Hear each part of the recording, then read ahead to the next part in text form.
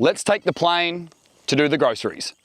This is doing your groceries in Outback, Australia. Taking the plane from your local airstrip, flying over pristine waterfalls, landing in town, driving to the town centre to do your food shop, and flying back home, all in a Sunday morning. I'm Outback Tom, a kid from the bush with a passion for storytelling, filmmaking, and adventure. This has taken me to a lot of places. Now I'm back home in regional Australia. This is my granddad, Outback Grandad. He's been here for 50 years. Now we spend our time cooking on the campfire, exploring our backyard, building projects, and flying planes. So welcome to Outback Tom Australia.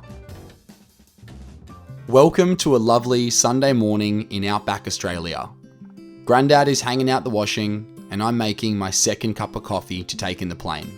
It was also my birthday last month, and my best friend Jackson, who picked up the new plane with me, got me a perfect present. 2 keep cups engraved with the plane's rego for my 2 iced coffees that I like on long flights, and 2 more for the co-pilot.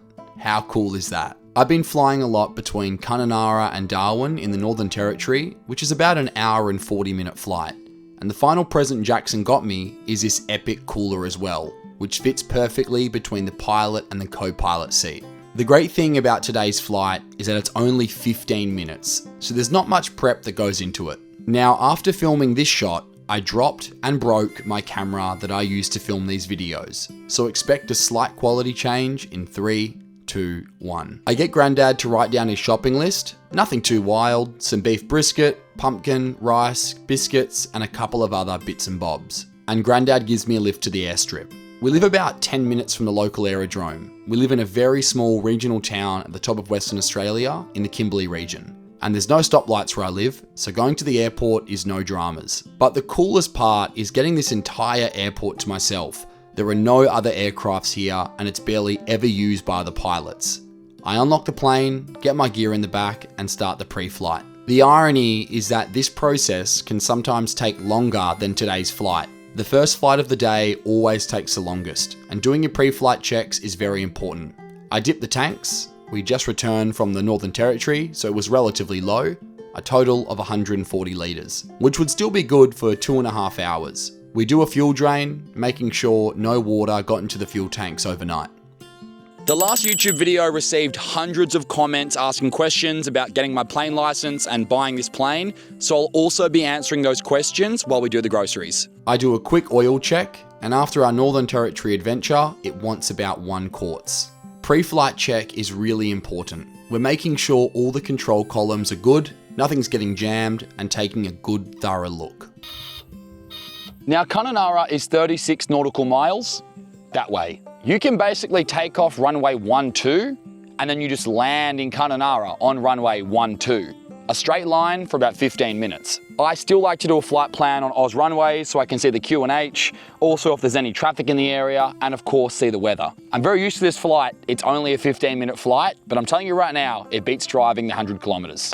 So Kununurra is our closest major town. It's got about 8,000 people, it's our nearest Coles, has a small domestic airport, some cafes and restaurants, and it's 100 kilometers away, which is about an hour drive. The last step before flight is to sign off on the maintenance release, and now for the fun part. Engine on and adjust my instruments. So the weather is great in Kununurra, so we're good. Let's make our call. Wyndham traffic, Cessna 182 Sierra Kilo Papa is taxiing for runway 30, Wyndham. Wyndham Airport. So this airport is extremely quiet. I mean, it's only my plane here at this airport. It basically feels like having my own private airstrip. Occasionally, there are airplanes that come here and they, land and do a couple of practice circuits and things like that. But I essentially get this airport to myself, which is absolutely incredible. It is time to go. 10 degrees of laps for takeoff. Wyndham traffic, Cessna 182 Sierra Kilo Papa rolls runway 30. I'll be departing downwind and tracking to the east for Kununurra at 1,500 feet. Wyndham. Let's go. Feet on the floor. Full throttle. Flaps are down.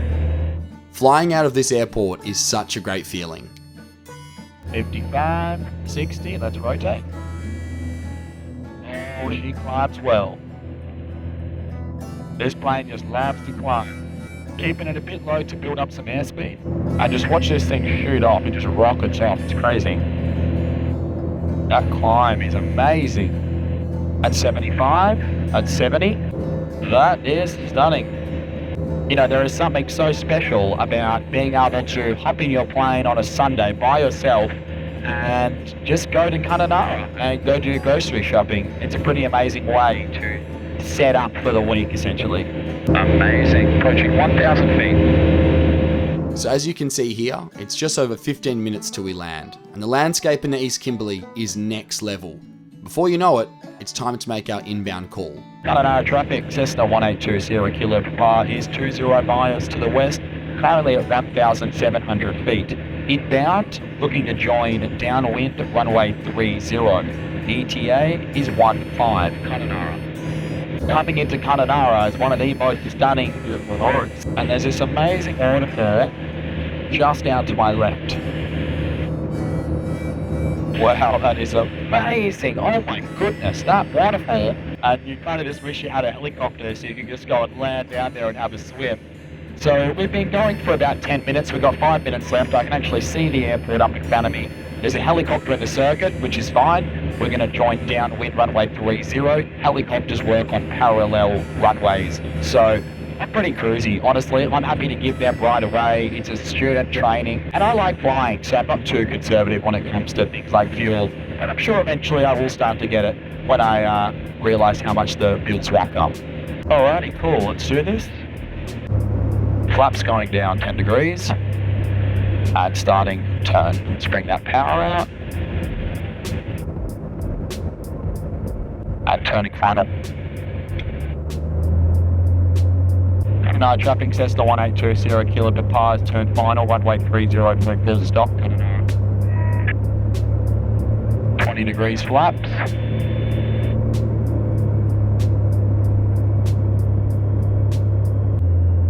Give me some trim to help it out. Fantastic. 63 knots, 60 knots. Now this is a nice long runway, so I'm in no rush to put it down, leaving a bit of power in as this Cessna 182 drops pretty quickly when you take the power out. Smoothly land, and how good is that? Kununurra traffic, Cessna 182 Sierra Kilo Papa, clear of active runway, on taxiway Alpha GA, Kununurra. And here we are, time to go do the shopping.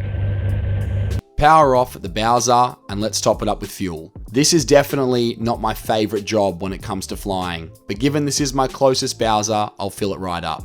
Costing me $530 for 170 litres. Yeah, this hobby isn't necessarily cheap. Tie down the plane, and we're making tracks. Rightio, touchdown in Kununurra, no dramas. Got my coffee from earlier, my bag for the meat that Grandad needs, and a few shopping bags in there. Let's go to the shopping.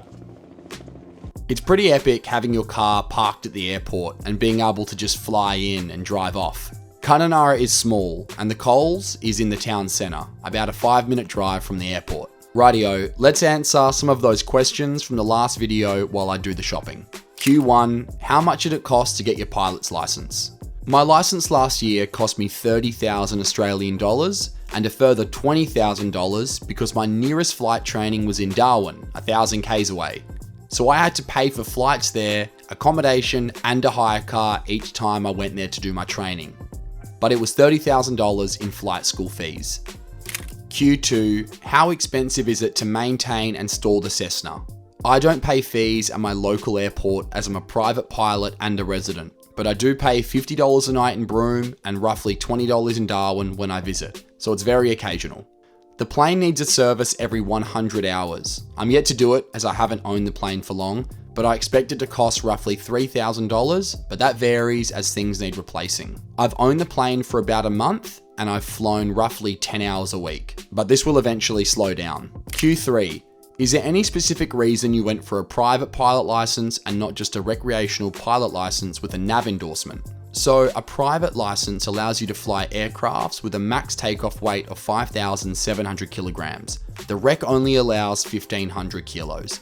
It allows you to fly anywhere in Australia and in controlled airspace, which you can't do with a rec license unless you do endorsement attachments. But with that costing money as well, the private license made the most sense. Q4, where do I look to buy a plane? I use Plane Sales Australia and Light Aircraft Sales. Q5, How much fuel does it burn? 1,000 Ks home, how much did that cost? It burns 54 litres an hour, so roughly $170 per hour of flight time. Flying home from Darwin, which is about an 800 kilometre drive, took me 1 hour and 40 minutes to fly, costing $280 one way. Split that between some friends, and Darwin for a weekend is no dramas. Final question, how did you manage to finance the flight course? Transparently, last year was a good one business-wise. I made a good income through social media, going full-time at the start of 2025. But it came at a cost as well. I took 95 commercial flights, almost 2 a week, every week for a whole year, traveling constantly for work to fund the license. So the money was good, but I had to work extremely hard. Rightio, shopping done, pack it in the car and head back to the airport. Sundays are so quiet in town. I usually run into people on every corner, but I managed to kind of get in and out today. And I love even how quiet Kununurra Airport is. Get to the plane, get the shopping in the back, and it's pretty much home time. I like to do another pre-flight, and then it's time to fly. Clear prop! So it's a nice smooth departure out of Kununurra, and this has some seriously good performance.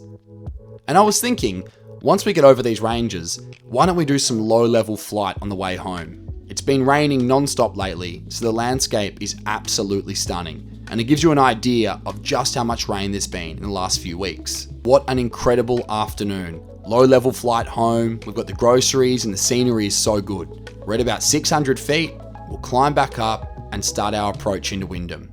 It's a smooth afternoon, so we'll be landing straight in runway 30.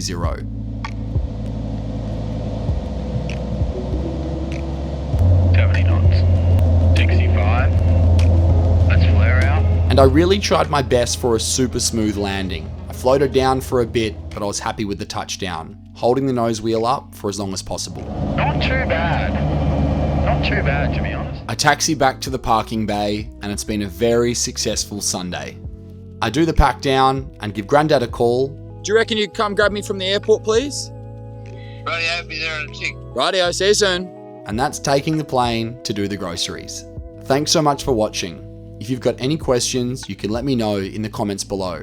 And don't forget, you can always support us by liking and subscribing. Cheers, you mob. See you soon.